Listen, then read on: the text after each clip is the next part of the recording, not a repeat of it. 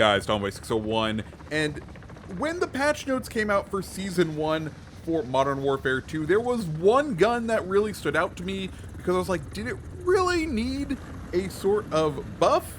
And well, that's the PDSW 528, aka the good old P90. It received a good number of buffs. In today's video, we're going to go over those buffs, talk about the stats of those buffs, then show off my build, and then go over the stats of my build, and maybe you may want to try out the P90, aka the PDSW 528. That sounds good. Make sure you hit the like button, hit the subscribe button, and tell me, have you given this gun with its recent buff a go, or are you sticking with a particular other SMG? And let me know what SMG that is down in the comments. So the PDSW 528, apologies if I call it the P90 by just reaction, because that's kind of where I want to call it. It received a good chunk of buffs according to the patch notes. First, they buffed the movement speed, they buffed the damage range, they buffed the ADS speed, they decreased the hip spread, and then they added a bunch new laser and flashlight attachments to it.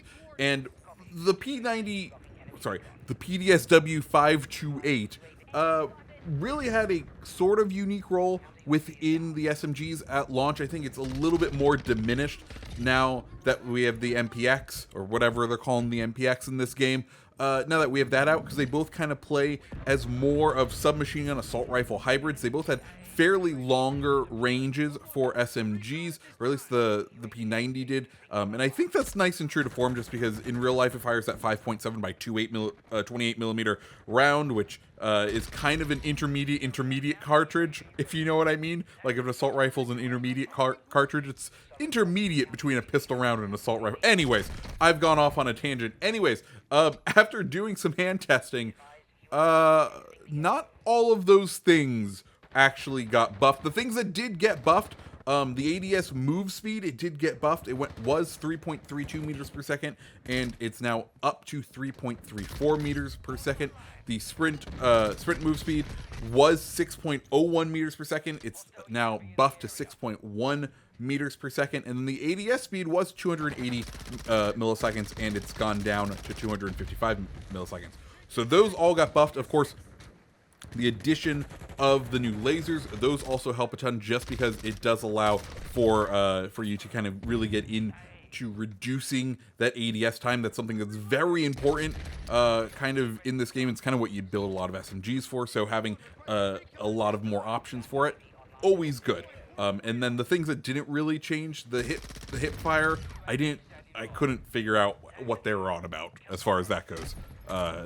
But anyways, other kind of base stats that you need to know. The PDSW 528 fires around 900 rounds a minute, and it's about a 4-shot kill out to 14 meters when you're running it base stock, which is fairly respectable. That's going to be 266.56 milliseconds as far as a time to kill goes. So that's all said, let's go ahead and talk about the build that I am running now. The idea with this was basically add a suppressor, add a sight, and then just crank in that ADS and sprint to fire kind of buffs, because this gun, you do still kind of want to be up there in people's faces with it, but you do have the range to sort of challenge at the close to medium ranges with this gun. So we went with the X10 RR40 suppressor. That's because it does boost out the damage range just slightly. Like, we're only talking about 1.5 meters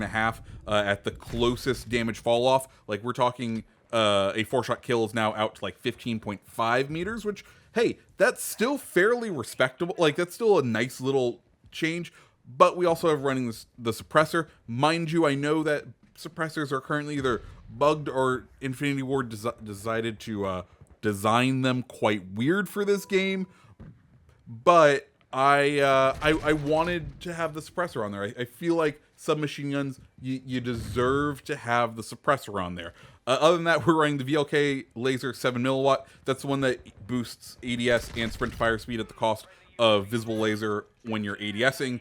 The Cronin Mini Pro, which is that blue red dot sight. The TV Tatcomb, which is going to boost ADS speed, and then the Bruin 900 grip, which is sprint to fire and ADS time. So Basically, we've added the suppressor, which really hampers ADS time, and then we are using all of the other attachments to sort of counteract its negativity. So its new stats, aim walking speed, we're looking at 4.6 meters per second. Sprint movement speed, we're looking at 7 meters per second. ADS speed, we're looking at 2.2 meters per second. ADS time, we're looking at 283 milliseconds, so that's a slight increase, kind of putting it back to what it was at the launch of the game without the buffs, which is, you know, that's still fine.